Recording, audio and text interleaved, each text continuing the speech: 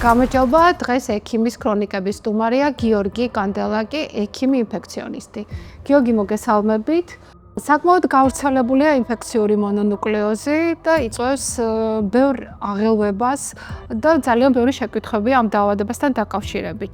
რა არის ინფექციური მონონუკლეოზი, რა არის გამომწვევი და როგორი კლინიკური სიმპტომებით მიმდინარეობს ეს დაავადება? ინფექციური მონონუკლეოზი ეს არის ძალიან გავრცელებული სინდრომი.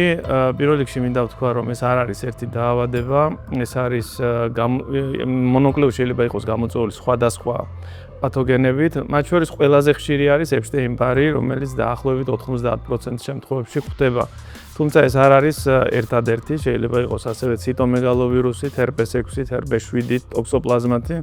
და აივ ინფექციასაც შეუძლია მონონუკლეოზის სახით გამოვლინდეს საწყისად მწვავე ფაზაში. რა თქმა უნდა, ძირითადად მაინც შევეხებით ეპშტეინ-ბარის ვირუსით გამოწვეულ მონონუკლეოზს, რადგან ეს ყველაზე ხშირია. თავისთავად ეპშტეინ-ბარის ვირუსით გამოწვეული ინფექცია უმეტეს შემთხვევაში არის საერთოდ ასიმპტომური და ისე გადაგვაქვს, რომ არც ვიცით ამის შესახებ. და სტატისტიკა ესეა, რომ 40 წლის ასაკისთვის დაახლოებით 90-95% დედამიწის მოსახლეობისა ეს ინფექცია გადატანილი აქვს, უმეტესად უსიმპტომოდ. თუმცა 25%-ზე ნაკლებ შემთხვევებში შესაძლებელია გამოვლინდეს სიმპტომებიც. როდესაც სიმპტომები ვლინდება, იგი ტიპიურად ვლინდება მაინც მონონუკლეოზის სახით.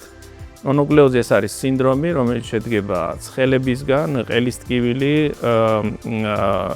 კისრის ლიმფური კვანძების გადიდება, ელენთის გადიდება და სისხლში აღინიშნება ამ დროს ლიმფოციტების და მონოციტების მატება. ხო, ეს არის მოკლედ ინფექციური მონონუკლეოზი. როგორ ხდება დიაგნოსტიკა ინფექციური მონონუკლეოზის, რომელიც არის ეპშტეინ-ბარით გამოწვეული ამ შემთხვევაში გარდა ლიმფოციტებისა და მონოციტების მომატებით?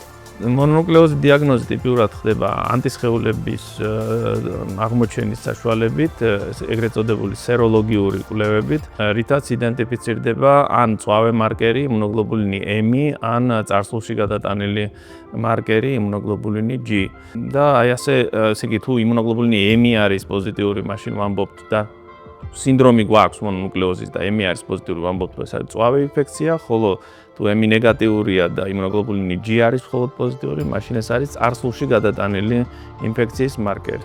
ხო, აქვე მინდა ერთ რამეს გაუსვა ხაზი, რომ ძალზე ხშირად არასწორად იმუნოგლობულინი G-ის იდენტიფიცირების შემთხვევაში პაციენტებს ეუბნებიან, რომ მათ აქვთ ქრონიკული ეპშტეინ-ბარის ვირუსით გამოწვეული ინფექცია.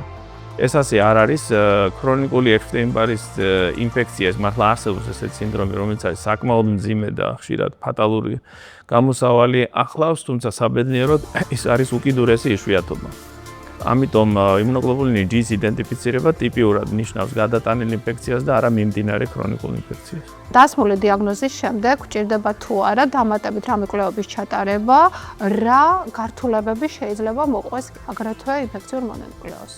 ტიპიურად თუ არის საკმაოდ გამოხატული ტიპიური ნიშნები მონონუკლეოზის სინდრომულად, რაც ზემოთ აღვნიშნეთ უკვე და ტესტის გვაჩვენებს, რომ იმუნოგლობულინი M არის პოზიტიური, ამ შემთხვევაში რაიმე დამატებითი კვლევების საჭიროება არ დგას. დამატებითი კვლევები ძირითადად შეიძლება დაგჭირდეს, როდესაც არის ატიპიური პრეზენტაცია, ან ეს სეროლოგიური კვლევები ბოლომდე ვერ გვაკვალიანებენ. მაგრამ ეს არ ხდება ხშირად, ძირითადად ძალიან მარტივად ისმება ეს დიაგნოზი. ხდება მხოლოდ ბავშვებში, მხოლოდ მოზრდილებში თუ ორივე ჯგუფში შეიძლება რომ მონონუკლეოზი შეიძლება ნებისმიერ ასაკში დაემართოს ადამიანს, მაგრამ იქიდან გამომდინარე, რომ ადამიანების უმეტესობას ეს დაავადება უკვე გადააქვს, ან ღრმა ბავშვობაში, ან შემდეგ მეორე პიკი არის მოზრდილობის მოზარდობის პერიოდი, ბოდიში 15-დან დაახლოებით 20 წლამდე. ამ პერიოდში სრულ უმრავლესობას ეს გადააქვს. შესაბამისად, დიდებს არ ემართება და ამიტომ, თორემ ვისაც გადატანილი არ აქვს მონონუკლეოზი, მას შეიძლება ნებისმიერ ასაკში დაემართოს მონონუკლეოზი. რა რეკომენდაციებს მივცემდით? როგორ შეიძლება პრევენციული რა ღონისძიებები უნდა ჩავიტაროთ თავიდან რომ ავირიდოთ ეს დაავადება? მონონუკლეოზი გადადის საკმაოდ მჭიდრო კონტაქტით.